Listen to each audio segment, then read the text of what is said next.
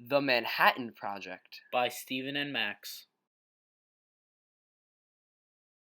Okay, kids, time for class to start. Miss Frizzle, what are we learning about today? Now, have any of you heard about the Manhattan Project? Ooh, you mean Manhattan, like the district in New York with all the lights and musicals and stuff. I love that place. Well, that is what it's named after, but not quite what it's about. The Manhattan Project was the code name for the American nuclear program that the government funded during World War II in order to create atomic bombs. Ooh, are we taking a field trip? I think that's a splendid idea.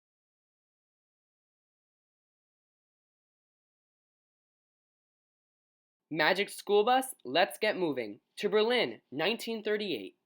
That far back? Why? Well, you'll find out.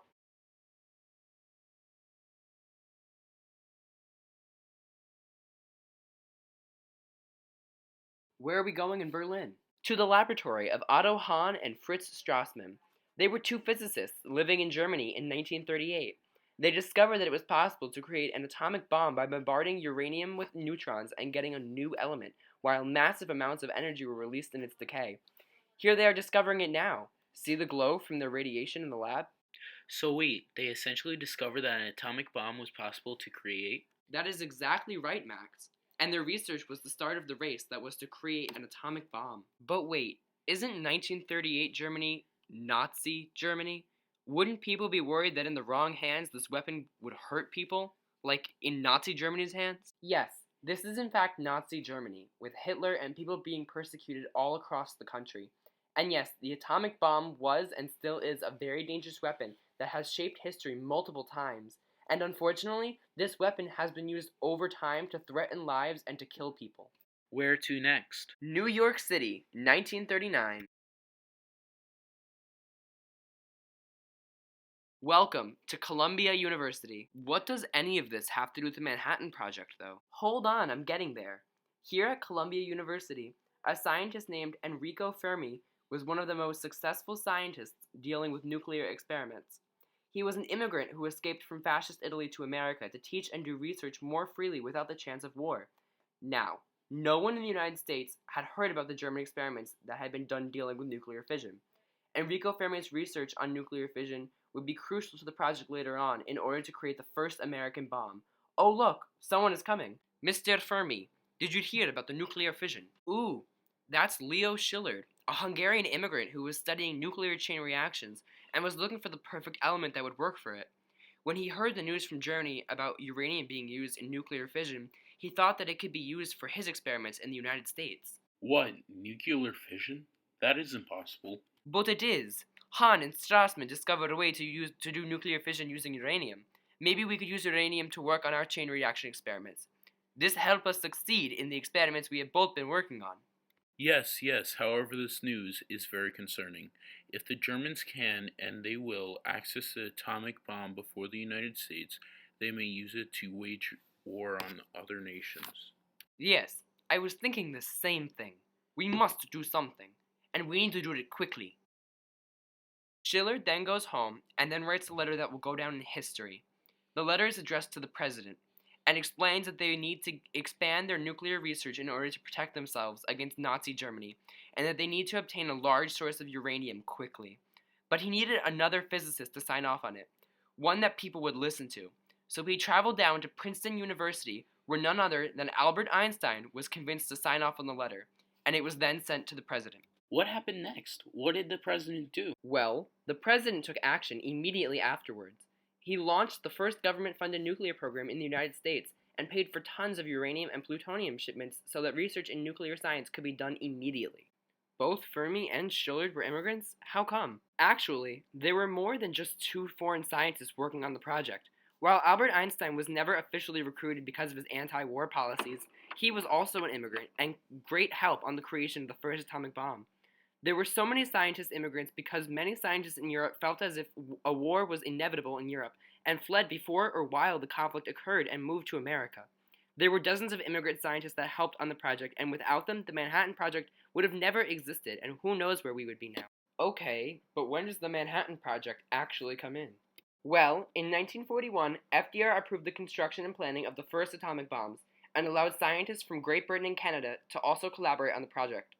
They named the project the Manhattan Project because the Manhattan District was the unofficial name for the project from an Army standpoint. Wait a second, why wasn't the Soviet Union going to contribute as well? Weren't they an Allied power? Yes, but both Winston Churchill, the leader of the United Kingdom, and Franklin Delano Roosevelt agreed that Russia was much too dangerous and unstable to help on the project, so they kept them in the dark about it for as long as possible. However, Russia eventually does find out about their secrets, and later on this begins the Cold War, where the threat of a nuclear fallout was constant for decades. But no time for dilly-dallying. Off to our next stop.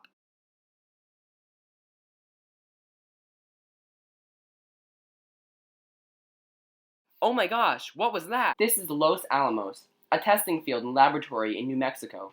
And look, they just dropped the first atomic bomb ever to be created. Who is that person? The man right here is J. Robert Oppenheimer, the man who designed the atomic bomb and directed operations at Los Alamos. Kalosmi lokasayak privado, lokansamarta privata. What was that he just said? It sounded Hindu. Robert Oppenheimer was very interested in Hindu culture and history. That was a line from their holy book, the Bhagavad Gita. Yes, but what did it mean? Well, it translates, I am become death, the destroyer of worlds. Robert Oppenheimer said later this is what he was thinking when he saw the bomb. He understood the gravity of what he just created. Many scientists didn't realize that they were contributing to such a powerful weapon and that it would be used in such harmful ways. What harmful ways? What happened? Well, we will soon see. Oh hey, it's Leo Shillard again. Yes, here we are in Oak Ridge, Tennessee, July 1945, another location for the research on the project. Here, more than 70 scientists who worked on the project are gathered together to sign a petition that Shillard put together. The government has gone too far with this project. It is obvious that they are trying to use the nuclear warheads as weapons against Japan.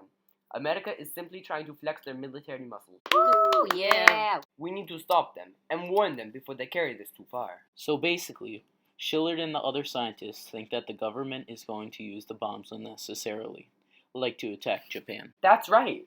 Although they didn't actually have a say in the matter, despite the fact that they made the science behind the weapons, the government controls the only atomic bombs made and owns the production of more of them as well. What happens with the petition? Well, over 70 scientists sign it, and they send it to the president, but it never reaches him and was kept as a classified document for years. So what did they do with the bombs? This. Follow me.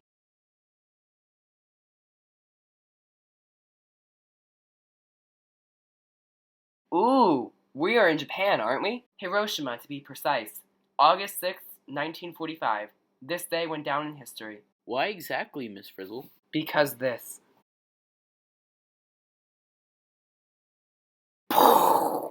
Was that the atomic bomb? Yes. President Truman felt it necessary to drop the atomic bombs on Japan in order to end the war and to save more lives. But that bomb just killed so many people, and the radiation will hurt even more people. Unfortunately, it did. And the subject of the ethics behind dropping the bomb on Hiroshima and another bomb on Nagasaki 3 days later is a widely debated topic to this day. Robert Oppenheimer, years later in an interview with President Truman, said that he thought it was a mistake and that he had blood on his hands. Truman never backed off his decision to drop the bombs. Some say that it ended the war and saved more lives in the long run. Others say it only hurt innocent people. Well, what happened after this? Well, like I said, 3 days after the bombing of Hiroshima, Japan was bombed again in Nagasaki. Thousands of lives were lost. Simultaneously, Russia declared war on Japan.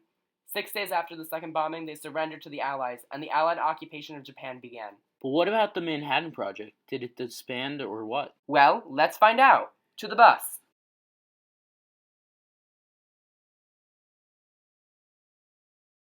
Where are we now? We are now in Bikini Atoll. The Manhattan Project continued to conduct tests here until its disbandment in 1947, when the United States Atomic Energy Commission took over all operations of the nuclear weapons. Yeah, but what is so special about this place? Despite the fact that they could have tested in uninhabited territories, the United States used this island to test weapons and requested that the natives be moved to a different location. Where did they go? To another atoll that had absolutely no fresh water, and many citizens died of dehydration and starvation. But 5 days after they dropped the bombs on the Bikini Atoll, the French engineer named Louis Riard released a new type of bathing suit. This one. Ew, Miss Frizzle, why? He named it the Bikini because the clothing was controversial at the time, and he wanted an explosive reaction, like what happened at the Bikini Atoll. Put some pants on, Miss Frizzle, and try a shirt while you're at it. All in all, the Manhattan Project shaped the course of history from the moment it began to this day, where nuclear disarmament, arms dealing, and attacks are some of the most controversial topics and heated subjects in politics. And even if you do not agree with the bombings of Hiroshima and Nagasaki, one cannot deny their impact on history.